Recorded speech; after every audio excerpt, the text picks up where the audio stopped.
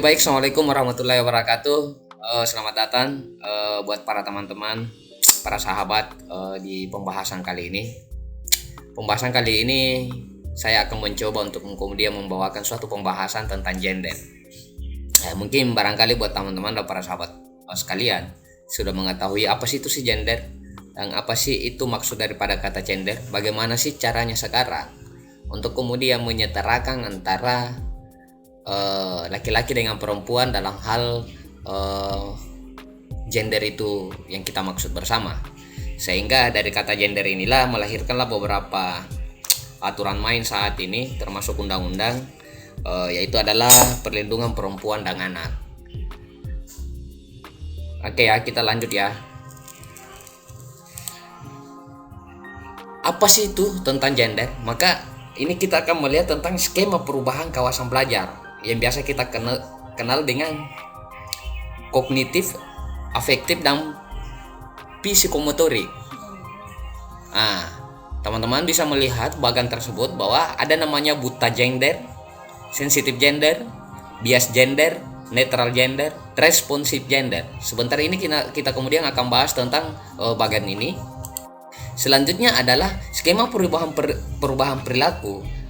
Biasa kita kenal dengan buta gender atau gender blind, sadar gender atau gender awareness, peka gender atau gender sensitif, mawas gender atau gender perspektif, peduli gender atau gender conquer atau responsif. Apa itu gender dan siapa? Peran gender dan diskriminal. Mengapa ada perbedaan? Ada masalah apa tentang mengapa? Dari sinilah teman-teman akan melihat tentang bagaimana sih saat ini kemudian kita mengedepankan tentang yang namanya gender, tentang kesetaraan perempuan dengan laki-laki ya. Jadi buat teman-teman, para sahabat, mungkin barangkali dapat kemudian mengambil suatu sampling dari pembahasan ini untuk kemudian menambah pengetahuan para sahabat dan para teman-teman tentang gender itu sendiri. Selanjutnya ya, pengertian gender. Pengertian gender adalah perbedaan fungsi dan tanggung jawab antara perempuan dan laki-laki yang merupakan hasil konstruksi sosial budaya dan dapat berubah susun. Selanjutnya, pengertian seks adalah perbedaan jenis kelamin perempuan dan laki-laki yang bersifat biologi. Oke, kita lanjut. Kesetaraan dan keadilan gender. Ini maksud saya yang saya sampaikan tadi bahwa ada kesetaraan dan keadilan gender saat ini. Apa itu adalah suatu kondisi yang sama, seimbang antara perempuan dan laki-laki dalam memperoleh peluang, kesempatan, partisipasi, manfaat, dan kontrol dalam melaksanakan dan menikmati hasil pembangunan baik di dalam maupun di luar rumah tangga. Selanjutnya adalah bahwa kondisi yang berkembang selalu mengarahkan perempuan dijadikan sebagai second human atau being yang mengakibatkan perempuan selalu berada di bawah superioritas laki-laki dan membawa implikasi luas dalam kehidupan politik, sosial, dan budaya di masyarakat. Jadi teman-teman sekarang kesetaraan gender ini sudah berlaku di negara Indonesia. Ya, kita sudah dapat menemukan pimpinan suatu daerah, misalnya bupati itu seorang perempuan, menteri seorang perempuan dan sebagainya. Bahkan saat ini di negara Republik Indonesia kita ini di bawah Dewan Perwakilan Rakyat Republik Indonesia itu masih dipimpin juga oleh seorang perempuan. Jadi disinilah kelihatan kesetaraan gender yang sudah berlaku dan sudah sangat baik di negara Republik Indonesia. Konsep kesetaraan gender menjadi sangat penting, di mana perempuan dan laki-laki merupakan mitra sejajar yang harus memperoleh kesempatan yang sama untuk berkembang dan mempunyai andil yang seimbang terhadap pembangunan di berbagai bidang sektor. Jadi dengan adanya kesetaraan gender ini maka tidak membedakan lagi bahwa dalam pemegang pemangku kebijakan atau pejabat-pejabat baik pada tataran pemerintah daerah maupun tataran pemerintah pusat tidak melihat lagi dalam konteks gender itu. Tetapi gender ini dimaksudkan adalah antara laki-laki dan perempuan itu sama sebagai mitra yang sejajar. Oke. Perlu dipahami perbedaan gender melahirkan. Ini dia. Perbedaan konsep gender secara sosial telah melahirkan perbedaan peran perempuan dan laki-laki dalam masyarakatnya. Secara umum, adanya gender telah melahirkan peran, tanggung jawab, fungsi dan bahkan ruang tempat di mana manusia beraktivitas. Perbedaan gender ini melekat pada cara pandang kita, sehingga kita sering lupa seakan-akan hal itu merupakan sesuatu yang permanen dan abadi, sebagaimana permanen dan abadinya ciri biologi yang dimiliki oleh perempuan dan laki-laki. Perbedaan gender telah melahirkan perbedaan peran, sifat, dan fungsi yang terpola sebagai berikut. Konstruktif biologis dari ciri primer, sekunder, maskulin, atau feminim. 2. Konstruksi sosial dan peran citra baku. Selanjutnya, konstruksi agama dan keyakinan kitab suci agama. Jadi sebentar perbedaan gender ini juga kemudian saya akan bahas pada konstruksi agama Islam ya. Anggapan bahwa sikap perempuan feminim atau laki-laki atau maskulin bukanlah sesuatu yang mutlak kepemilikan manusia atas jenis kelamin. Peran perempuan memiliki 1% properti dunia dan kurang lebih 5% yang menjadi kepala negara dan menteri dalam kabinet. Perempuan menghabiskan sekitar 60% dari seluruh jam kerja, memperoleh gaji 10% dari seluruh pendapatan, dan mereka mewakili 60% dari seluruh buta huruf dan sekitar 80% dari seluruh fungsi bersama dengan anak-anaknya. Ini menurut Robert Jackson and George Sorenson di halaman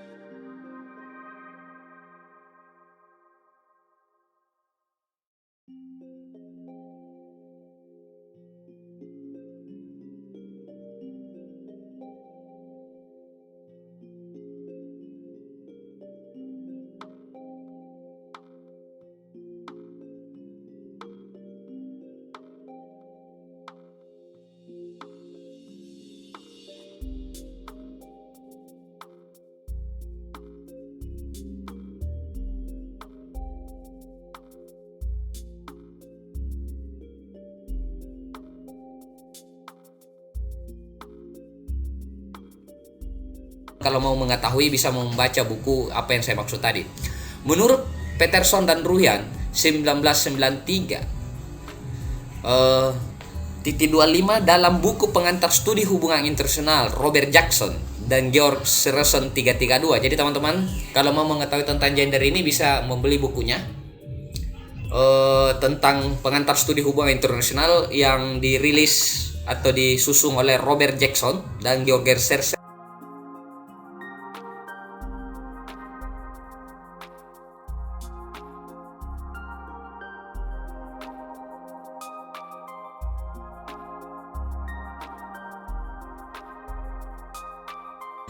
Selanjutnya adalah 3 pendekatan teoritis utama pada gender. 1. Pendekatan secara feminisme atau feminisme liberal. 2. Feminisme marxis atau sosialis. 3. Feminisme radikal. Semuanya ini dibahas juga di buku tadi yang saya bahas, bahwa bukunya Robert Jackson and George Sorenson. Tepatnya di halaman 335. Jadi kalau teman-teman mau mendalami pemahaman itu, mungkin barangkali bolehlah teman-teman ke Graffiti.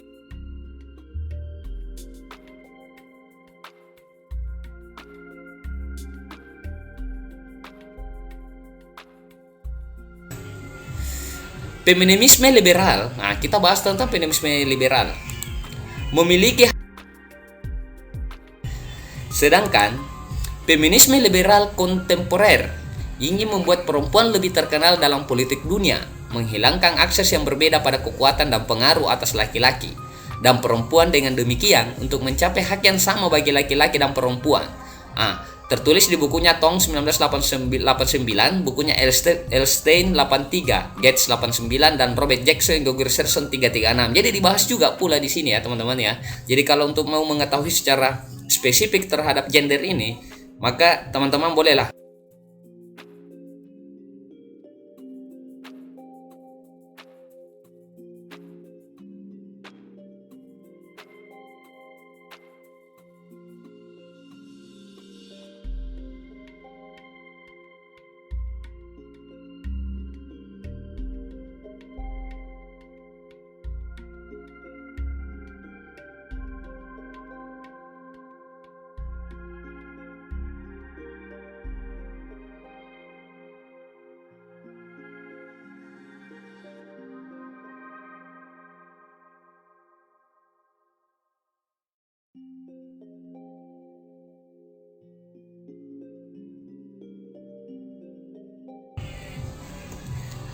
Feminisme Marxis menggambarkan posisi rendah perempuan dalam struktur ekonomi, sosial.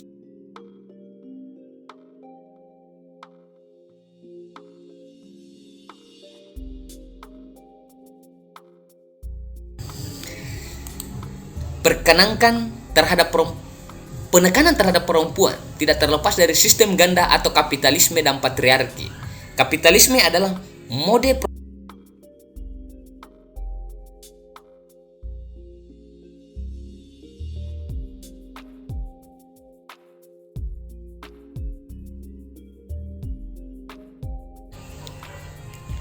Oke, kita lanjut ke feminisme radikal. Feminisme radikal adalah menolak setiap jenis kerjasama. Jadi ini aspeknya, feminisme radikal ini menolak setiap jenis kerjasama, mengembangkan analisis feminis yang lebih. Oke ya teman-teman, saya lanjut. Tadi kan saya sudah sampaikan bahwa tadi gender yang saya maksud menurut bukunya, buku yang pernah saya baca. Sekarang saya akan melanjutkan tentang kesetaraan gender dalam perspektif hukum Islam ya. Oke, saya langsung saja. Gender adalah, kita ulang lagi, gender adalah merupakan suatu konsep yang melihat peran laki-laki dan perempuan dari segi sosial dan budaya, tidak dilihat dari jenis kelamin atau seks. Selanjutnya, kesetaraan hak dan kewajiban antara laki-laki dan perempuan. Metode tafsir, tahlil, ijmali, mukaran atau maudu. Oke ya. Ini teman-teman bisa melihat ayat yang telah saya sampaikan di presentasi ini. Teman-teman barangkali bisa melihatlah ayat tersebut. Oke ya. Selanjutnya dalam rumah tangga. Mufasir tekstual atau kuamunna, laki-laki adalah penjaga atau penanggung jawab, pemimpin, pendidik kaum perempuan. Mufasir kontemporer, kuamunna bersifat fungsional, artinya jika seseorang istri dapat berdiri sendiri di bidang ekonomi dalam rumah tangganya, maka keunggulan suaminya akan berkurang. Mendidik dan memelihara anak merupakan kewajiban bersama antara suami dan istri. Peran publik perempuan mengalihkan perhatian dan kasih sayang ibu terhadap anaknya. Dampak: banyaknya generasi berkembang dalam kehidupan yang jauh dari kasih sayang ibu sehingga tumbuh kondisi psikis yang tidak stabil. Oke ya, selanjutnya ya, hak waris. Jadi gender juga ini dalam konteks hak waris, kemudian saya akan bahas. Laki-laki 2 bagian, perempuan 1 bagian. Jadi dalam hak waris, biasanya dalam gugatan pengadilan pengadilan agama, itu pembagian tentang harta benda yang ditinggalkan oleh orang tua misalnya. Jadi dalam hukum Islam, perspektif gender itu telah membedakan bahwa laki-laki itu 2 bagian, perempuan itu 1 bagian. Jadi misalnya ya, barang daripada kepunyaan orang tua misalnya ada 3 bagian nih, maka barang kepunyaan tersebut sesuai dengan hukum Islam, bagian daripada laki-laki itu 2 bagian dan 1 bagian untuk perempuan. Ketentuan tersebut bersifat diskriminatif karena satu, laki-laki mendapat bagian lebih, tugasnya dalam menafkahi istri dan anaknya. Perempuan tidak mengembangkan tugas sebagaimana laki-laki. Bisa juga bagian laki-laki dan perempuan dalam waris itu sama, tetapi kerja di luar rumah.